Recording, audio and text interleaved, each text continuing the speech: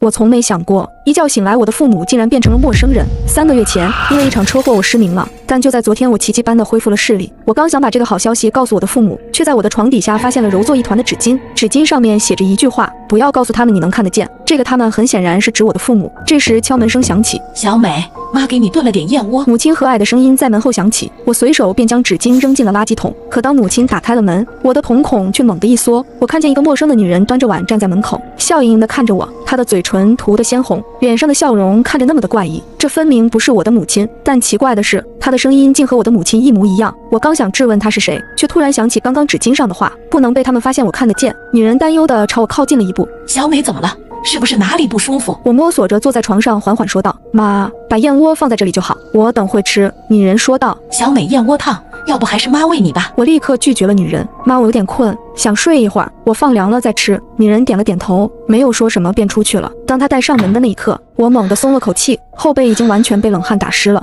我真正的母亲到底去了哪里？这个女人又是谁？我悄悄走出了房间，一眼便看到客厅的沙发上坐着一个背对着我看报纸的男人。这个人一定便是我的父亲。我左右环视了一番，确定那个女人不在客厅之后，压低声音喊了一声：啊！男人转过头来，我看见了他的脸。那一瞬间，恐惧席卷了我全身，因为我看到的并不是我熟悉的父亲的脸，而又是一张完全陌生的脸。小美怎么了？我露出一个难看无比的微笑，没什么啊。回到房间后，我立刻反锁了门，一脸恐惧地坐在了床上。半个月前，老公医生曾经来探望过我一次，那时他和我的父母相谈甚欢，甚至被父亲灌得烂醉如泥。也就是说，半个月前我的父母还是我真正的父母。我找到手机，立刻给医生拨打了一个电话，电话很快接通了，医生的声音一如既往的温柔。小美怎么了？我刚下飞机，可以去看你了。我语气急促地说道：医生，接下来我告诉你的事情，你可能会觉得匪夷所思，但我说的都是真的。医生沉默片刻，小美，只要你说的，不管是什么我都会相信。我把所有事情都告诉了医生。医生说：小美，我现在马上过来。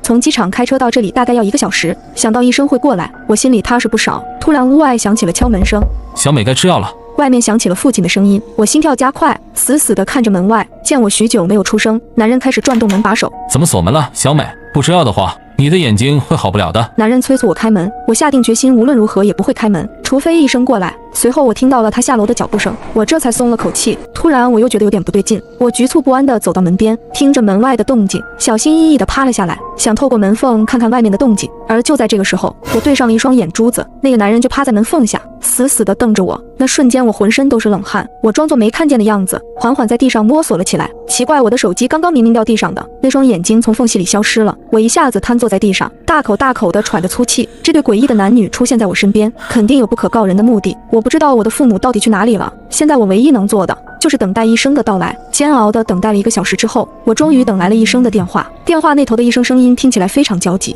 小美，你现在到底在哪里？医生的话让我觉得很奇怪，我就在别墅里啊，你之前来过的，你该不会找错地方了吧？我也很焦急。我就在别墅里，但是你和叔叔阿姨都不在，这里布满了灰尘，好像很久都没有人住了一样。他的话同样让我惊骇不已，医生还给我发来一张照片，我一看照片，的确是在别墅里，只不过真的如同医生所说的那样，别墅里满是灰尘，看起来似乎很久无人居住了。我的心脏跳动得非常厉害，守不住地颤抖着。医生，我就在别墅里，到底是怎么了呀？我还活着吗？这瞬间我情绪几乎崩溃，医生安慰我：小美，你别哭，我绝对相信你，我已经报警了。你现在听我说，在警察到来之前，不要让他们发现你能看得见。眼睛恢复视力当天，我收到一张纸条，不要告诉他们你能看得见，而这个他们指的是我的假父母。我刚要去楼下拿充电器，却被我的母亲叫住。女人的脸凑得离我很近，嘴角咧开一个夸张的弧度。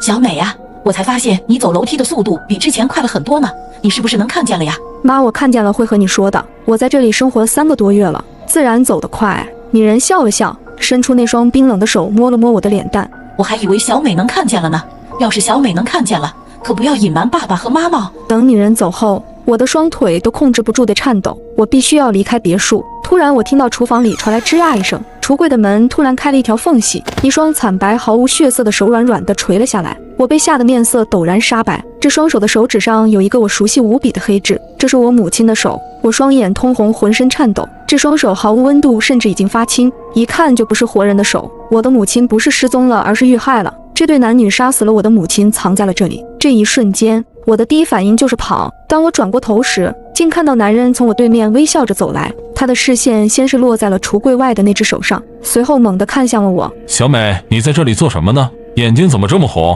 男人的声音十分关切，但我看到他拿起了一把锋利的水果刀，猛地朝我的眼睛扎了过来，刀尖就停留在我眼睛的1厘米处。这一瞬间，我爆发了强大的求生欲，只有一个念头，我不能被发现能看得见。见我的眼睛一眨不眨，男人才缓缓放下了刀。小美，爸来做你最爱吃的红烧肉。男人打开了橱柜，我母亲的脑袋就这样滚了出来，滚到我面前，我差点尖叫出声，但我还是要装作没看到的样子，对男人露出一个微笑。好的，爸。但紧接着下一幕更让我惊恐愤怒，只见男人拉开橱柜，他把尸体扔在了桌台上，我眼睁睁地看着男人举起菜刀，手起刀落，我胃里一阵翻江倒海，同时涌起巨大的悲伤和绝望。我想要离开这里，但却被男人出声阻止了。小美，帮爸爸一个忙，这肉有些难切，你帮爸爸扶着点。他是想试探我的反应，我是绝不可能面无表情地看着男人肢解我母亲的尸体的。我调整了一下呼吸，微笑着说道：爸，我有点累了，想要回去休息一下。男人也笑着说道：那你去休息吧，这里爸来处理就好了。回到房间之后，我再也控制不住自己的情绪，放声大哭起来。我深爱的母亲死了，很可能我的父亲也遇害了。我深呼吸一口气，拨打了报警电话。我和警察说完我的遭遇，并告诉了他们别墅的地址。警察让我锁好房门，在里面不要出去，并告诉我他们会在半小时内赶到这里。挂断电话之后，我立刻反锁了房门。突然，我听到了上楼的脚步声，男人的声音从门后响起：小美，爸爸已经做好红烧肉了，你下来帮爸爸尝尝味道吧。听到男人的话，我十分愤怒，我紧紧地盯着门口。爸，我现在不太想吃。紧接着，女人的声音也在门外响起：小美妈，帮你按摩一下眼睛吧，医生说要多加速血液循环。我紧张地说道：妈，我想一个人待会儿。这时，钥匙插入锁孔的声音响起，女人竟然配了我房间的钥匙。我立刻躲在了床底下，捂住嘴巴，屏住呼吸，不敢发出一丝一毫的声音。我听到吱呀一声，门开了，紧接着衣柜的门被打开了，卫生间的门也被打开了。我拼命祈祷着他们不要发现自己，但是我的祈祷并没有生效。2张面无表情的脸出现在床底下，对我齐齐露出一个诡异的微笑。找到你了，小美。我居然在橱柜里发现了母亲的尸体。最近，我失明的眼睛奇迹般的恢复了，但我发现身边的父母竟然变成了一副陌生的面孔。我正纳闷呢，直到我偶然间发现了母亲的脑袋，才明白原来是这对男女杀死了我的母亲。我吓得赶紧躲在了床底，可下一秒，2张面无表情的脸就出现在床底，对我齐齐露出一个诡异的微笑。我被吓得尖叫：你们不是我的父母，我都看见了，我的妈妈已经被你们杀了，她的尸体还被你们做成了红烧肉。女人冲上前来捧住了我的脸：小美，你能看见了，你的眼睛好了。我猛地推开她：不要再假装你是我的妈妈了，我真正的父母已经被你们杀了。男人愣愣地看着我：小美，你在说什么呢？你妈妈就在这里，哪有什么尸体？我一气冲到了厨房里，但离奇地发现地上我母亲的脑袋消失了，母亲的尸体也变成了一块猪肉。我面色发白，节节后退，不敢相信我看到的。这时女人突然大声哭了起来：之前医生就提醒过我们，说你可能会出现一些车祸后遗症，但我们都没放在心上。你现在是怎么了呀？我扭过头，死死地看着这2张陌生的脸庞。你们有什么证据证明你们是我的爸妈？女人擦了擦眼睛，颤巍巍地拿出了手机。我注意到她的手指处竟然也有一个和我母亲一模一样的黑痣。女人给我展示了手机上的照片，手机里是我们一家3口甜蜜的合照，照片上显示的日期正是3个月前我没有失明的时候。难道我真的生病了？我因为生病所以产生了幻觉吗？我迫不及待地想要知道真相，于是我拨通了老公医生的电话。医生很快接通了。小美怎么了？我哭喊着说道：医生，我真的生病了吗？到底是怎么回事？你快来帮帮我！医生立刻回复道：小美，你别怕，我马上就到。挂掉电话后，我手里握着一把水果刀，不停地颤抖着。突然，女人死死地抓住了我的肩膀：小美，你怎么不相信我们了？你病了，你病得很严重，妈妈和爸爸要送你去医院。我举起刀，猛地刺中了女人的手臂。此时，女人流着眼泪看着我，她丝毫不顾自己伤口的疼痛。小美，爸妈已经很辛苦地照顾你了，把刀放下吧。这时，医生气喘吁吁地出现在我身后，他拿出了一张精神鉴定证明，报告上写着我的精神极其不稳定，伴随臆想、幻觉等症状。最终，我下定了决心，一刀划开了自己的喉咙。我本以为我会结束这痛苦的噩梦，但出乎意料的是，医生站在那里一动不动地看着我，说了一句：你做到了，小美。接着，我竟从黑暗中苏醒过来。原来半年前，一对无恶不作的夫妻来到我家抢劫，我刚好半夜起床上厕所，结果被他们绑架了，并且歹徒还用刀刺伤了我的眼睛。虽然母亲第一时间报警，成功制服了歹徒。但在那之后，我便患上了受害者综合症，一直生活在痛苦之中，甚至因为胆小的性格开始出现臆想幻觉等并发症。我臆想出了长着歹徒脸的假父母，并认为他们杀掉了我的亲生父母，将为我治疗的医生幻想成了自己的老公。如今我终于成功走出阴影，回到了爱我疼我的父母身边。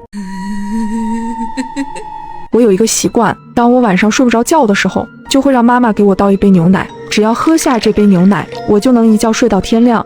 这天晚上，失眠的我像往常一样呼喊我的妈妈：妈妈，我睡不着，请帮我倒杯牛奶。可好巧不巧的是，冰箱里的牛奶都被我喝完了。丽丽，你今晚不喝牛奶可以吗？妈妈，我试过了，不喝我睡不着。那好吧，我现在就出去给你买，一会就回来。就这样，妈妈便匆忙地走出了房门。大概过了10几分钟，房门突然被敲响，并且传来妈妈的声音：丽丽，我是妈妈，我忘记带钥匙了，你能帮我开下门吗？刚一打开房门，我却发现眼前的妈妈仿佛变了个人一样，她的黑眼圈变得很重，嘴唇也有些发白，全身上下给人一种冰冷的感觉。她冷冰冰地对我说道：丽丽，你先上去吧，我去给你倒牛奶。然而当妈妈再次走进我的房间，我发现妈妈手中端着的牛奶竟然变成了红色的。赶紧喝！我疑惑地问道：这牛奶为什么是红色的？我不想喝。可是妈妈却用凶狠的语气重复道：赶紧喝！我被吓了一跳，赶紧端起杯子假装喝奶。最近换了新手机，刷视频果然更清晰。大家换新后，旧的都怎么处理的？像我每次换下来的旧手机、相机、手表都会叫转转免费上门回收，价格满意现场打钱。我那台 iPhone 14还卖了3100多，躺在家里就把手机给卖了，特别省心。要我说，趁着这机还值钱，赶紧叫转转上门回收就对了。趁着妈妈不注意时，迅速将牛奶倒进了花盆中。此时我发现妈妈背对着我一动不动地站在角落里，我叫了一声：妈妈，你没事吧？可是回应我的却是阴森的笑声，接着妈妈的笑声越来越大，我吓得浑身颤抖，赶紧捂住双眼，希望这一切都是我的幻觉。当诡异的笑声停止，我再次睁开双眼，发现角落里的妈妈不见了。然而下一秒门外传来急促的脚步声，并且伴随着恐怖的叫声，像是有什么怪物在向我的卧室缓缓靠近。我吓得赶紧躲进了床底。此时门口传来一阵推门音，接着是一阵脚步走动的声音。我吓得躲在角落，不敢发出一丝动静。突然一双脚停在了床前，传来一阵粗犷的男声：你躲在哪里了？可下一秒，就在这时，门铃突然响了起来。我拼尽全力跑向门口，打开门一看，竟是妈妈。丽丽，怎么了？你好像很慌张。妈妈，我的房间里有一只怪物，这个怪物的模样竟然和你一模一样。丽丽，别担心，带我上去看看。随后妈妈领着我重新回到了我的房间，可是环视四周后，发现房间里根本没有任何人。丽丽，你是不是做噩梦了？哪来的什么怪物？我给你买了牛奶，赶紧喝了睡觉吧，明天你还要上学。真的没有怪物吗？妈妈，今天晚上你能陪着我睡吗？当然。随后我接过妈妈新买的牛奶，大口大口地喝了下去，然后躺在妈妈身边睡了过去。可不知过了多久，半夜我竟再次听到了那个奇怪的笑声，睁开眼睛一看，如果你看到你家门把手上插着这种小广告，是不是潜意识觉得又有人上门发传单了？如果你真这么想，那你可就大意了。我叫酱汁，是一名女小偷，每天的工作就是将传单卷成一个圆筒形状，卡在住户的门把手上。等过个1-2天后，我会回来检查我的传单，如果传单还在，说明住户已经好几天没回来过了，那么这一家就成为了我的目标。东风小区4号楼201是我今天的目标。门把手上的传单是我3天前放在这儿的，已经过去了3天，传单依旧保持着3天前的模样。我戴好帽子口罩，然后从包里拿出工具，熟练地打开了房门。这是一个标准的单间公寓，我轻轻关上房门，然后开始打量屋子里的布局。屋内里透着一股清香，卫生间里摆满了各种化妆品，鞋柜里放的都是高跟鞋，可以断定住户是位独居女性。既然是女性，我的首要目标自然是首饰，毕竟在这个年代很少有人会在家里放现金了。我打开床头柜的抽屉，从里面翻出了一条项链、2枚耳钉和1枚戒指，都是纯金的。我全部打包放进了口袋里，随后我关上抽屉准备撤离。可当我刚走到门口，竟听到了钥匙开门的声音，我瞬间头皮发麻，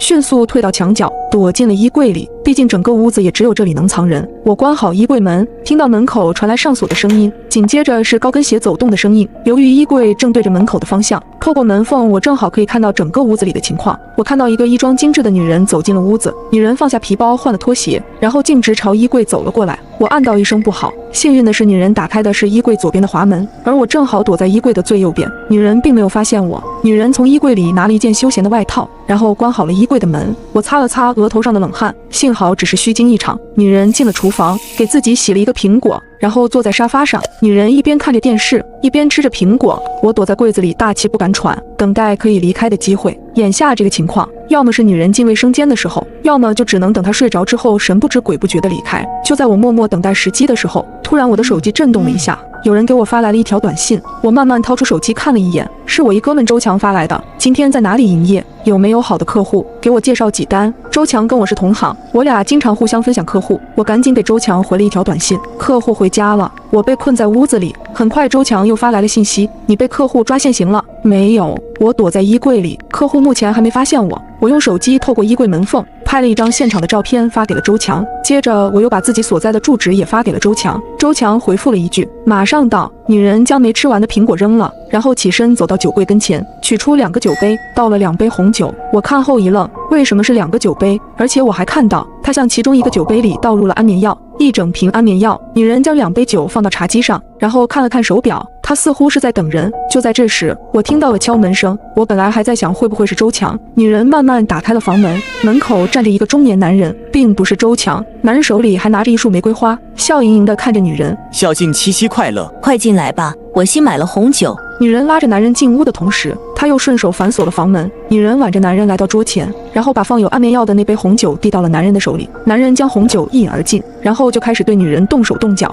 不知道过了多久，男人已经失去了知觉。女人从厨房拖来一口很大的塑料缸，还找来了一把菜刀。女人几乎是在我的眼前将男人残忍杀害。这一刻我什么也顾不上了，只想尽快逃离这里。我竟然躲在衣柜里目睹了一起凶杀案。女人从厨房拖来一口塑料缸，一口很大的塑料缸。接着女人将男人塞进了缸里，然后拿出一把菜刀。女人几乎是在我的眼前将男人杀害了。我躲在衣柜里瑟瑟发抖，吓得不敢发出一丝声音。女人将男人用塑料袋打包，一包一包的放进了冰箱里。这一刻我什么也顾不上了，只想尽快逃离这里。可是衣柜门像是被锁上一样，根本打不开。就在这时，我的手机再次震动了一下，是周强发来的短信：你那边情况怎么样了？我赶紧回复：衣柜门打不开，我被困在里头出不来。你被那个女人发现了吗？暂时还没有，那个女人就是个疯子。我赶紧又问：你到哪了？周强回复：我已经到了。你在哪？周强却说：我在你头顶。我看后心头突然一紧，我猛然抬头，借助从衣柜门缝里透进来的亮光，我看到一张扭曲狰狞的人脸正从我头顶死死地注视着我。那是周强的脸，我看到他的脖子上被勒住了一根绳子。我简直不敢想象，周强居然早就死在我藏身的这个衣柜里，而他的尸体就被吊在我的身后。更令我毛骨悚然的是，衣柜的门缝外正贴着一只眼睛。女人已经来到了门前，她早就发现我了。我赶紧从口袋里掏出了防身的匕首，可还没等我来得及反应，衣柜门突然被打开，女人将一把长刀刺入了我的胸口。这到底是怎么回事？为什么她早就知道我藏在衣柜里？原来女人名叫陈静，表面是一家花店的老板，背地里则是个连环杀人魔。凭借出色的外貌，她经常邀请男性顾客来家里做客，然后将其迷晕后再残忍杀害，将他们的尸骨用作花草的养分。几个小时前，周强在发传单踩点时，意外发现陈静是位独居女性，周强便动起了歪心思，于是便在当晚敲响了陈静的房门，主动与对方搭讪：美女可以加个微信吗？可让周强感到意外的是，陈静不仅不害怕，还主动邀请周强到屋内做客。要不进来喝2杯？周强听后当即就答应了。进屋后，陈静让周强先看一会儿电视，他熟练地从酒柜里取出2个酒杯，悄悄将1瓶安眠药倒进了其中1个酒杯里。等安眠药全部融化之后，他将酒杯递给了周强。周强喝了一大口，并表示味道不错。不多时，周强便沉沉地睡了过去。陈静从周强身上翻出了手机，并用他的指纹解了锁。他惊奇地发现，周强居然是个小偷，并通过翻看聊天记录知晓了我这个同行。接着，陈静将昏死过去的周强藏进了衣柜里，又用一节绳子勒住了周强的脖子。接下来，陈静又把屋子里收拾了一遍，因为今晚他还约了另一个男人上门。不过在这之前，陈静发现家里的安眠药已经用完了，他必须出去再买1瓶回来。可刚到药店，忽然家里的监控通过手机云端发来了一条提醒，他的屋子里进贼了，而这个人正是我。我的一举一动全被陈静在监控里看到，甚至他还猜到了我就是周强手机里的铜墙。就在我满载而归时，陈静用钥匙打开了门，我便藏在了衣柜里。陈静掏出周强的手机，以周强的名义给我发了一条短信，本来是想试探一下我的，没想到我居然还发来了一张从衣柜里偷拍的照片，这更无疑暴露了自己的身份和位置。就在这时，敲门声响起，是陈静邀约的另一个男人上门了。他故技重施，再次迷晕了男人，并为了吓唬我，他还当着我的面将男人残忍分尸。最后该轮到我了。陈陈静再次用周强的手机给我发来了短信。看到短信后，我先是被周强的尸体吓到了，接着陈静又打开了柜门上的锁扣，直接一刀刺入了我的心脏。我从没想到，因为偷东西竟然搭上了自己的性命，甚至还被女主人戏耍。最终我在陈静陈述完真相后，耻辱地闭上了双眼。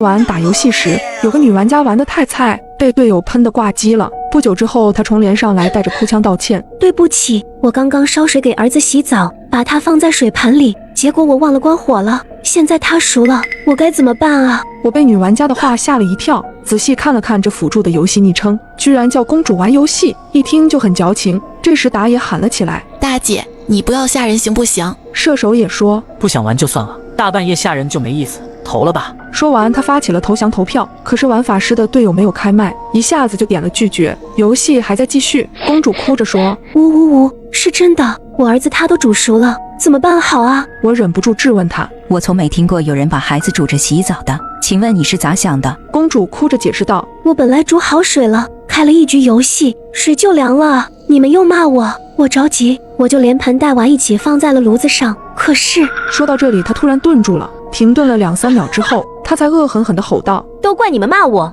都是你们的错，全都怪你们，我不会放过你们的。”很明显，大家都懵了，谁料得到他会怪罪在我们身上啊？打野好声好气地安慰他说：“大姐，你先别这样，你把孩子抱出来，然后打120啊，也许还能救。”公主却哭着：“没用了，我一抱他，他的皮就融下来了，没救了，他没救了，都是你们害的，都是你们。”射手在游戏对局里打字告诉法师：“快点投降，辅助家里出事了。”法师立刻打字回应：“垃圾辅助，逼是那么多，那就投。”说完，他点出了投降，我们也一一同意。虽然公主还是哭着责怪我们，但游戏总算顺利结束了，我也舒了一口气。这时，我 QQ 弹出一个好友申请，备注是上一把游戏的打野。虽然觉得奇怪，但我还是点了通过。对方上来就跟我说：“完蛋，那女人不会真把孩子煮熟了吧？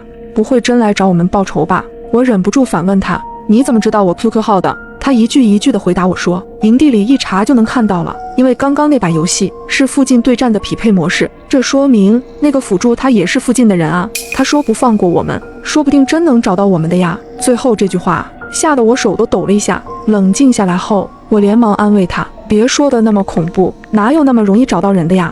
我说这句话是为了安慰他，同时也是安慰我自己。打野回答我说：“我也加了刚刚一起喷他的射手，他跟我一样是住在天通苑的。你呢？”卧槽，我也是啊！打出这句话，我马上又纠正道：“不对，这里住了60-70万人，咱匹配在一起很正常吗？”他又问道：“最诡异的是，我们都在4区，你呢？”我也是啊。说到这里的时候，我的后背已经渐渐凉起来了。打野继续连发了几条信息给我，果然如此。你等我一会儿，我加上法师了，我问问他什么情况。如果我们仨住那么近只是巧合，那他不至于也住在这里吧？好，你去问问，我等你消息。然而因为事情诡异，我忍不住上社区论坛查了一下。这一查还真让我查到一个新闻，天通苑这里还真出过事，跟今晚那个辅助公主发生的一模一样，也是一个人在家照顾孩子，也是给孩子洗澡贪方便，把不到1岁的小孩放炉子上热水，也是打游戏忘记时间了，把孩子给煮熟，这居然是真事。但我一看报道的时间更不淡定了，